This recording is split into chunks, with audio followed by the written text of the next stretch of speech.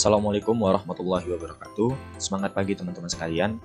Di video pembelajaran kali ini kita akan melanjutkan pembahasan dari bab 14 HKM, yaitu tentang non-current liabilities, dengan sub yang akan kita bahas yaitu terkait dengan obligasi yang diterbitkan di antara tanggal bunga. Ini adalah mind map dari bab 14 yaitu non-current liabilities. Ada 4 item, tapi di video pembelajaran kali ini kita akan fokus di bagian bonds payable. Nah, bonds payable sendiri memiliki 4 sub yang harus teman-teman pelajari. Namun di video pembelajaran kali ini kita akan membahas mengenai sub yaitu effective interest method, metode effective interest. Kemudian sub selanjutnya akan kita bahas yaitu terkait dengan obligasi yang diterbitkan di antara tanggal bunga. Nah, ini adalah poin-poin pembahasan dari materi pada video pembelajaran kali ini. Yang pertama itu adalah overview materi atau gambaran singkat mengenai obligasi yang diterbitkan di antara tanggal bunga ini dan kemudian kenapa kok bisa terjadi seperti itu.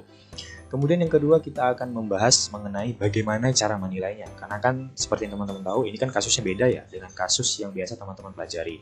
Kemudian yang ketiga bagaimana akuntansinya. Dan kemudian untuk mengkomprehensifkan pemahaman teman-teman kita akan membahas contoh soal.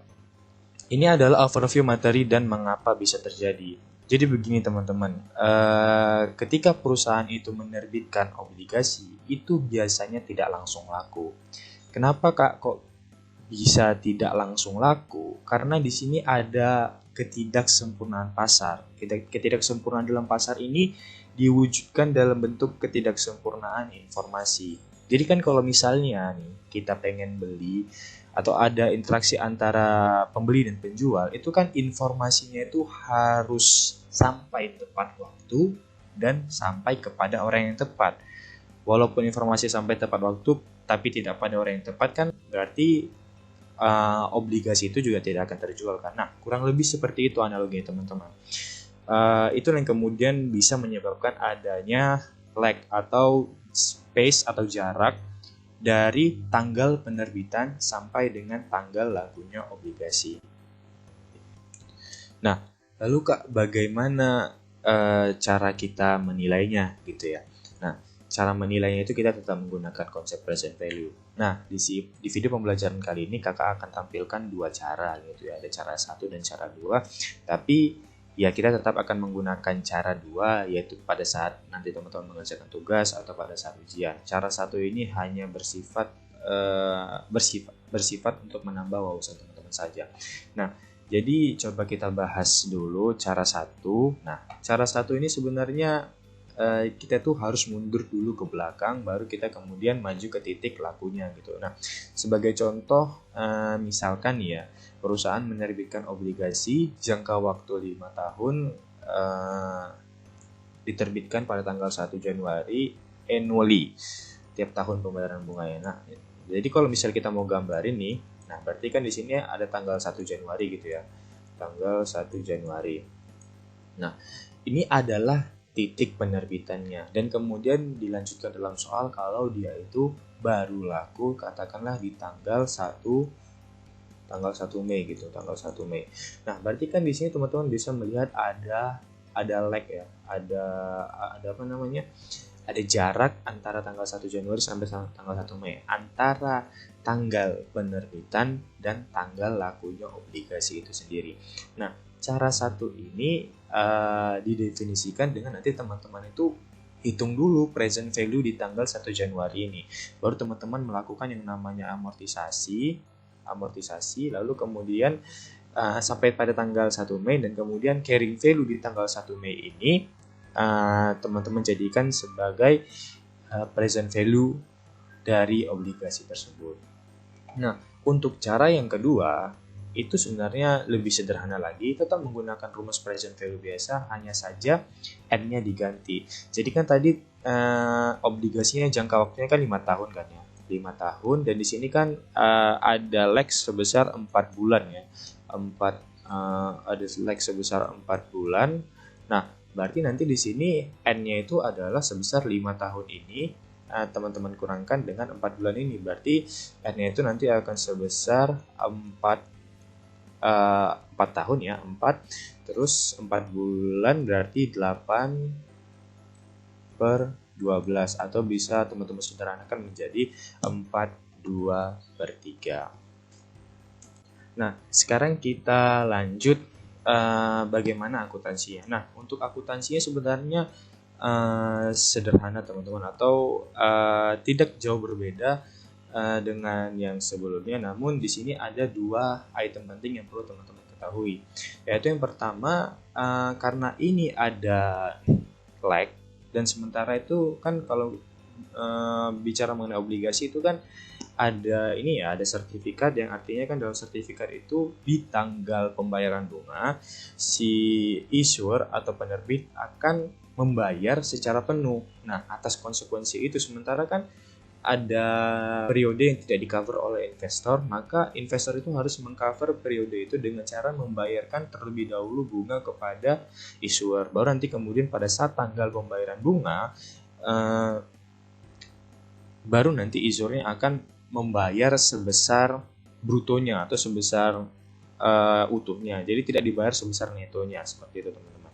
Ini bisa teman-teman lihat note-nya, yaitu bunga yang dibayarkan sebesar bunga dari awal tanggal penerbitan atau awal tanggal pembayaran bunga di periode investor masuk sampai dengan tanggal investor membeli bonds payable atau membeli obligasi. Nah, sekarang kita lanjut ke contoh soal untuk lebih mengkomprehensifkan pemahaman teman-teman. Nah, di sini PT Priority Stand 4.0 menerbitkan obligasi tertanggal 1 Januari 2020. Berarti 1 Januari 2020 ini merupakan tanggal penerbitan. Face value-nya sebesar $1 juta, dan di sini ada tingkat bunga kuponnya itu sebesar 8%, dan di sini jatuh tempo 1 Januari 2025. Maka dari sini teman-teman bisa lihat di sini 5 tahun ya. Nah, bunga dibayar setiap tanggal 1 Juli dan 1 Januari, menandakan kalau ini semi-annually. Diketahui efektif interest rate saat itu, 1 Januari 2020 sebesar 6%. Tingkat bunga pasarnya 6%. Obligasi tersebut baru terjual pada tanggal 1 Mei 2020. Ya, berarti ada lag ya teman-teman, antara tanggal ini kan 1 Januari 2020 ini kan merupakan tanggal penerbitan ya. Tanggal penerbitan 1 Mei 2020 ini merupakan tanggal obligasi itu laku. Nah, ini kemudian diasumsikan efektif interest rate saat itu, yaitu 1 Mei 2020 sama dengan efektif interest rate 1 Januari 2020. Dan di sini pertanyaan yang biasa muncul itu adalah berapa nilai dari obligasi tersebut dan kemudian bagaimana jurnalnya. Di sini dibatasi sampai 1 Juli 2020, yaitu tanggal bunganya dibayarkan. Nah, ini adalah pembahasan mengenai berapa nilai dari obligasi tersebut. Nah, tadi kan kita udah ketahui kalau I-nya atau contractual rate-nya itu adalah sebesar 8% ya teman-teman, 8%. Nah, sementara R-nya itu adalah sebesar 6%. R itu adalah effective interest rate-nya ya. Nah, tapi kan jangan lupa ini semi-annually. Karena ini merupakan semi-annual, maka ini harus teman-teman bagi 2 gitu ya. Jadi nanti di sini I yang digunakan itu adalah 4%, dan R yang digunakan itu adalah 3%. 3% maksud saya. Nah, jadi di sini kita mempresent value-kan dulu bondsnya di tanggal 1 Januari 2020. Dan di sini ya ini rumusnya biasa, 1 juta dibagi dengan 1 tambah 3% pangkat 10. Ingat ya teman-teman, pangkat 10 karena tadi kan 5 tahun semi-annually, berarti dikali 2, N-nya itu 10.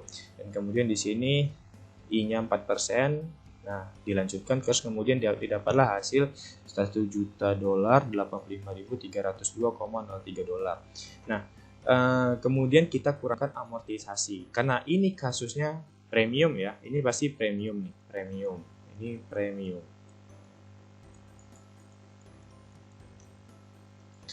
maka kan kita akan mengurangi. Tapi kalau nanti kasusnya diskon, maka teman-teman akan menambahkannya.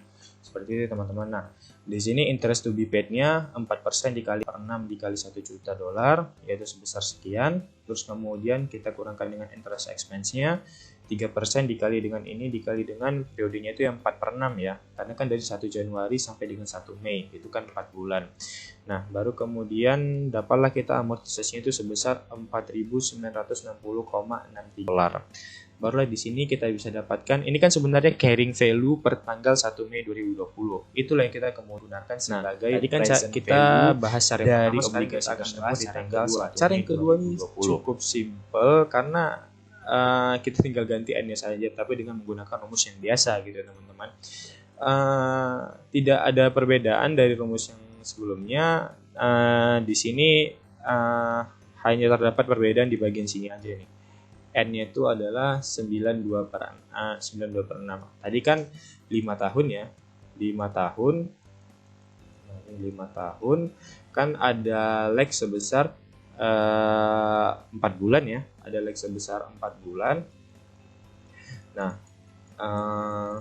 ada lag sebesar 4 bulan. Nah, tapi kan ini sebenarnya kalau dari segi jangka waktu itu sisa 4 tahun 8/12 bulan, tapi kan itu kita konversi ke periodenya itu tinggal dikali 2, nanti itu hasilnya adalah sama dengan 92/6 atau 91/3.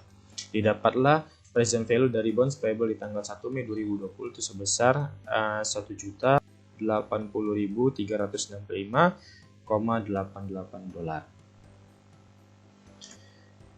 Nah, ini sekarang kita akan membahas mengenai akuntansinya, yaitu yang diwujudkan dalam bentuk jurnalnya. Nah, sebenarnya baik cara 1 maupun cara 2 itu kan hanya sekedar penilaiannya saja, tapi bentuk jurnalnya itu sebenarnya sama aja teman-teman. Jadi kalau nanti teman-teman mau menggunakan cara yang pertama, tinggal diganti aja angkanya.